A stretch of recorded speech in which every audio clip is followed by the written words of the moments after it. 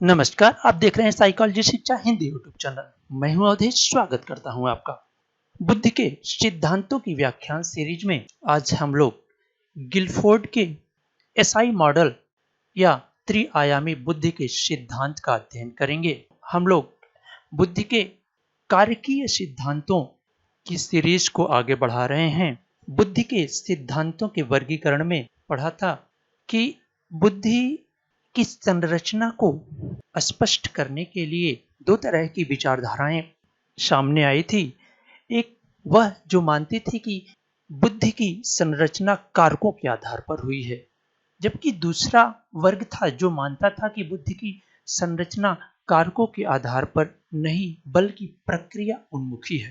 क्योंकि कारकीय सिद्धांत के अंतर्गत स्पीयरमैन ने जो परंपरा शुरू की थी, उस परंपरा को आगे बढ़ाते हुए गिलफोर्ड ने एक अत्यंत ही व्यापक सिद्धांत प्रस्तुत किया, जिन्होंने कारक विश्लेषण विधि के आधार पर अंतर सह संबंधित कारकों की खोज करते हुए बुद्धि के त्रिआयामी सिद्धांत का प्रतिपादन किया, जो अत्यंत ही सराहा गया तथा बुद्धि के संरचना की व्याख्या करने में सर्वाधिक सफल माना गया। तो आइए इनके सिद्धांत को और भी स्पष्ट करने के लिए देखते हैं। साथ ही जो व्यूअर अभी तक इस चैनल को सब्सक्राइब नहीं किए हैं तो वो इस चैनल को सब्सक्राइब कर दें। साथ ही बेल आइकन को दबाना न भूलें, जिससे अपलोडेड होने वाली सभी वीडियो आपको मिलती रहती है। साथ ही साथ आप इस चैनल को लाइक करें तथा मित्रों में अधिक से अधिक शेयर करें। हम बात करें स्ट्रक्चर ऑफ इंटेलेक्ट या 3 डायमेंशनल मॉडल की, तो Guilford propose that intellect is not a unitary concept. Guilford मानते थे कि बुद्धि कोई एकल संप्रत्यय नहीं है, बल्कि यह बहुत सारे कारकों का योग है। Introduce A 3 dimensional theoretical model of the structure of the intellect. इन्होंने बुद्धि की संरचना को 3 डायमेंशन के आधार पर प्रस्तुत किया। ये डायमेंशन थे विषय वस्तु, संक्रिया तथा उत्पाद, यानी कि कंटेंट, ऑपरेशन तथा प्रोडक्ट। इनका सिद्धांत मुख्य रूप से 1955 में सामने आया था, परंतु यह सिद्धांत 1967 में प्रस्तावित माना जाता है, जिसमें सबसे पहले गिलफोर्ड ओरिजिनल मॉडल जो था उसमें मात्र 120 फैक्टर्स थे, जिसमें उन्होंने विषय वस्तु में 4, संक्रिया में 5 और उत्पाद में 6 अलग अलग फैक्टर्स की बात की थी, जिसके आधार पर कुल 120 कारक बनते थे। लेकिन उसके बाद उन्होंने 1977 में इसका संशोधन किया, when the separated figure into auditory and visual contents. His model increases to 5 into 5 into 6 150 factors. यानी कि 1977 में इन्होंने अपने सिद्धांत को संशोधित किया, जिसमें उन्होंने ऑडिटरी और विजुअल यानी विजुअल और ऑडिटरी को अलग से जोड़ा, जिससे कुल फैक्टर्स 150 हो गए। लेकिन उसके बाद भी 1988 में इन्होंने मेमोरी को भी 2 पार्टों में बांट दिया, मेमोरी रिटेंशन एंड। तो जब गिलफोर्ड ने मेमोरी को भी 2 भागों में बांटा, तब इनके सिद्धांत की जो संख्या हुई वो 180 हो गई, जो आज के समय में जो हम लोग वर्तमान समय में सिद्धांत पढ़ते हैं, उसमें 3 आयामों के साथ बुद्धि के 180 कारकों की पहचान गिलफोर्ड द्वारा की गई। Therefore, according to Guilford, 180 are intellectual ability or factors that explain the structure of intellect। यानी कि कुल 180 कारक ऐसे हैं या एबिलिटीज ऐसे हैं जो बुद्धिमत्ता को की संरचना को एक्सप्लेन करने में सक्षम है।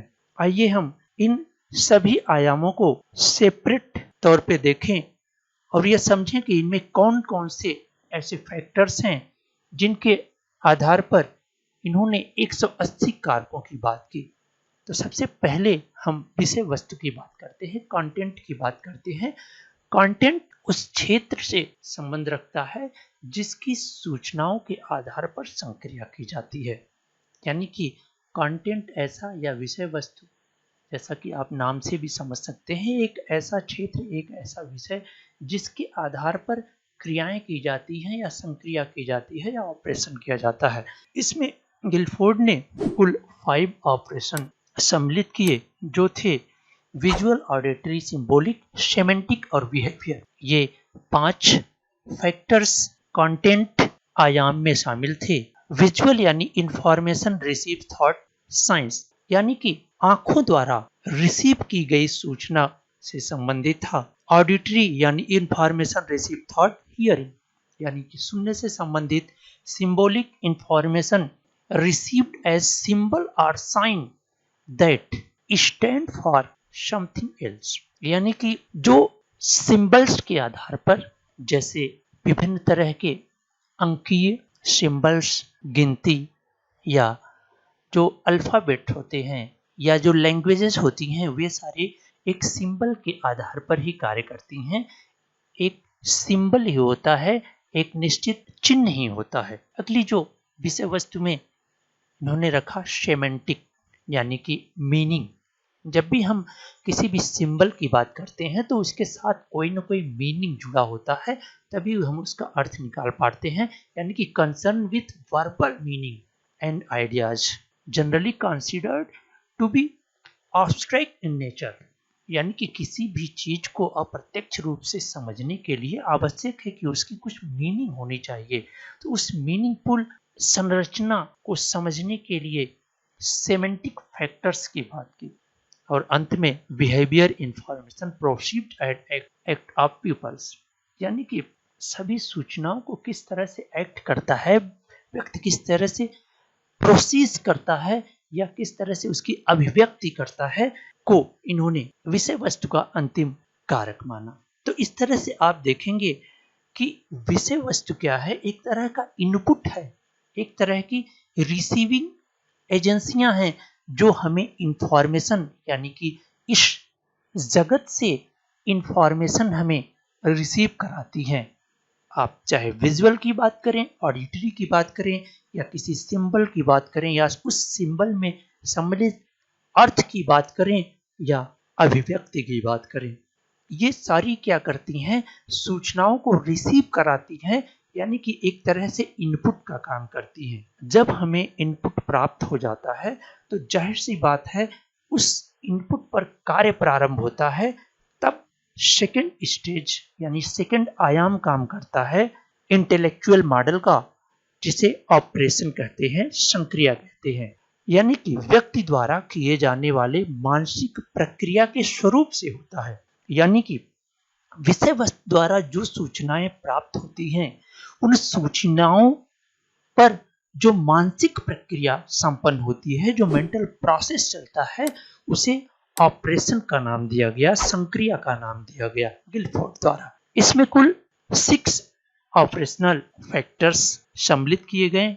इसमें जो 6 ऑपरेशनल फैक्टर सम्मिलित हैं वो हैं cognition, memory recording, memory retention, diversion, product conversion, production and evaluation. आप ध्यान दें तो यह जो कि प्रोसीजनल फैक्टर्स है, प्रोसीजनल आयाम है, ऐसा आयाम जो प्राप्त सूचनाओं का प्रोसेसिंग करता है, तो जाहिर सी बात है वहां पर कॉग्निशन एक बहुत ही महत्वपूर्ण फैक्टर के रूप में काम करेगा।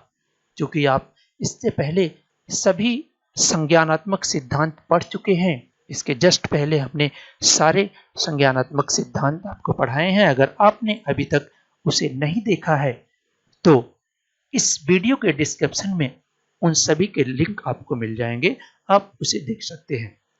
कॉग्निशन जो कि एक ऐसी प्रक्रिया होती है जो सूचनाओं को ग्रहण करती है तथा उसे संसाधित करती है। तो अब यहाँ पर सूचनाएं किस प्रकार से प्राप्त होती है, तो उसका संसाधन करता है द एबिलिटी टू अंडरस्टैंड, यानी कि क्षमता को समझना, कॉम्प्रिहेंड एंड डिस्कवर, यानी इसकी खोज करना, बिकम अवेयर ऑफ इंफॉर्मेशन। संक्रिया के अंतर्गत दूसरा फैक्टर मेमोरी रिकॉर्डिंग का बताया, जिसमें आप इकोडिंग को सम्मिलित किया जाता है, कूट संकेतन को सम्मिलित किया जाता है।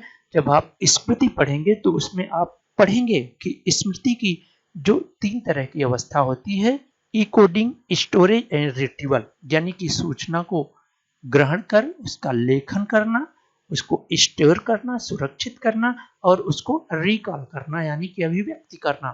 तो यहाँ पर पहले गिलफोर्ड ने सिर्फ मेमोरी ही रखा था, लेकिन बाद में उन्होंने मेमोरी को 2 भागों में बांट दिया, मेमोरी रिकॉर्डिंग और मेमोरी रिटेंशन।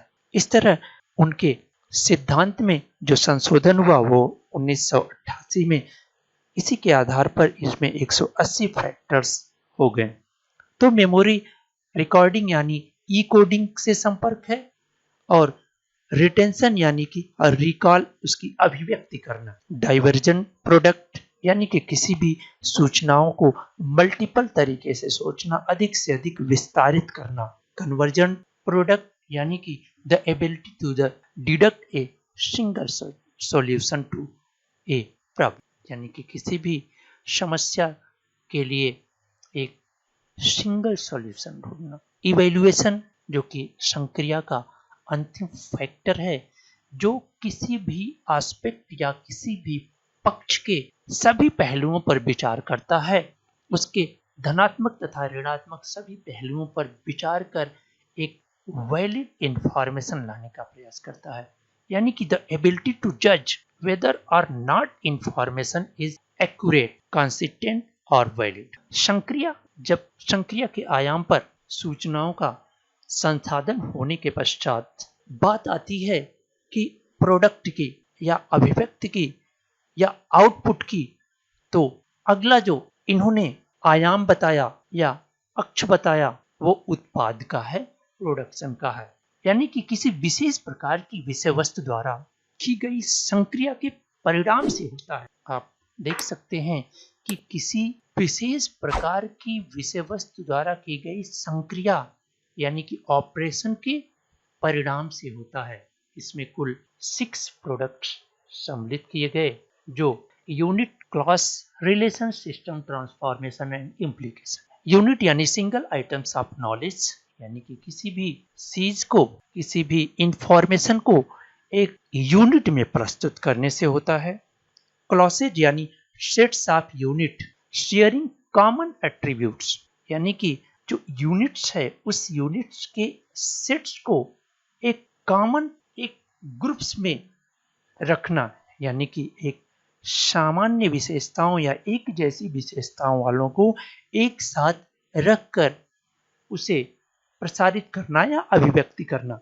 रिलेशन यानी units lights a opposites are in association, यानी कि जो यूनिट्स हैं उन यूनिट्स के बीच एक संबंध की बात करता है, यानी कि एक निश्चित संबंध के आधार पर उन्हें एक निश्चित क्लास में रखा जाता है।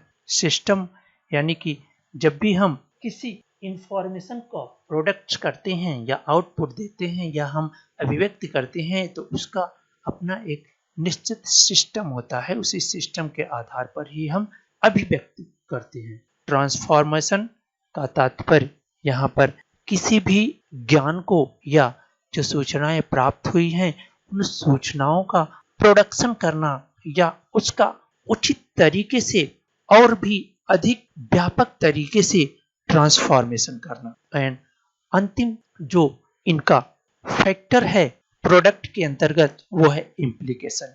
इम्प्लीकेशन एक ऐसा कारक है जो विभिन्न सूचनाओं के आधार पर प्राप्त इंफॉर्मेशन का किस तरह से उपयोग किया जाए, एप्लीकेशन किया जाए, उससे संबंधित होता है। इन सभी कारकों पर संक्षिप्त चर्चा करने के बाद हम लोग अब इनके सिद्धांत के ओवरऑल कंक्लूजन की बात करें, तो जैसा कि आप जानते हैं कि इनके सिद्धांत को त्रिआयामी बुद्धि का सिद्धांत कहा जाता है, एसआई मॉडल भी कहा जाता है, कई अन्य नामों से इनके सिद्धांत को जाना जाता है। चूंकि स्पीयरमैन, थर्स्टन आदि के समान गिलफोर्ड ने भी कारक विश्लेषण के द्वारा बुद्धि की संरचना में सम्मिलित कारकों की पहचान कर उन्हें 3 बीमाओं में सुसज्जित किया, जो आपसी अंतःक्रिया के द्वारा एक दूसरे के साथ मिलकर भिन्न क्षमता को आइए इनके सिद्धांत को और भी अधिक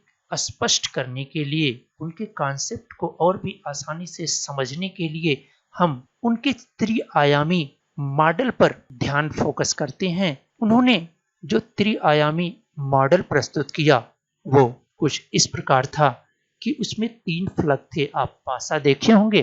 पासा के समान ही उन्होंने बुद्धि के कारकों को स्पष्ट करने का प्रयास किया और उन्होंने 3 आयामों को इस प्रकार डिवाइड किया कि कंटेंट के अंतर्गत 5 visual, auditory, symbolic, semantic and behaviour, product के अंतर्गत 6 unit, clauses, relation, system, transformation and implications and operation के अंतर्गत भी 6 evaluation, diversion product, conversion product, memory, recording, memory retention and cognition. अब ये सभी 6, 5 और 6 विभिन्न आयामों के कारकों को मिलाकर कुल 180 फैक्टर्स किस प्रकार बनते हैं, इस पर हम लोग चर्चा करें तो आप अगर ध्यान दें तो इस वर्ग को जिस तरह से विभिन्न यूनिट्स या आयामों को अलग अलग खानों में बांटा गया है, तो आप अगर इन्हें सभी खानों से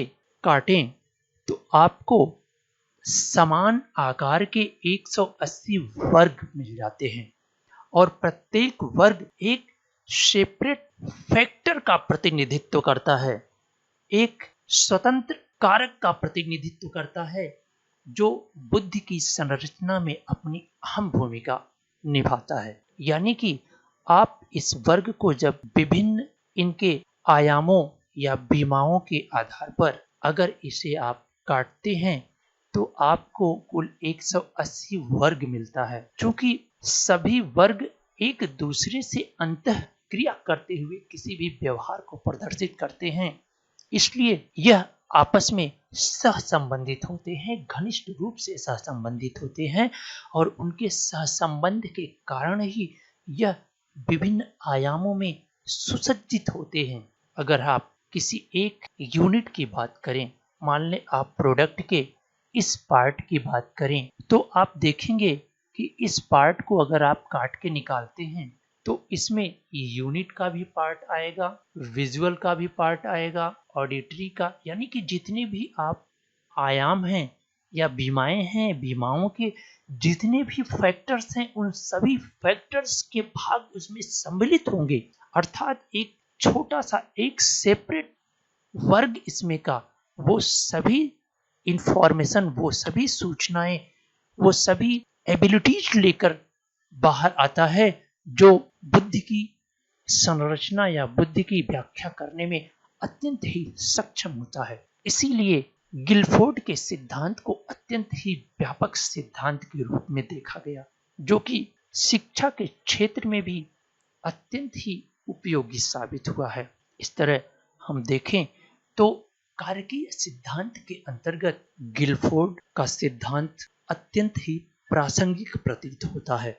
हमें उम्मीद है कि आपको यह व्याख्यान पसंद आया होगा और विभिन्न प्रतियोगी परीक्षाओं में इनसे प्राप्त सूचनाओं से आप आसानी से विभिन्न प्रश्नों का उत्तर दे सकेंगे। इसके बाद हम किसी अन्य व्याख्यान के साथ पुनः मिलते हैं। आपका यह व्याख्यान देखने के लिए बहुत बहुत धन्यवाद। आपका दिन शुभ हो।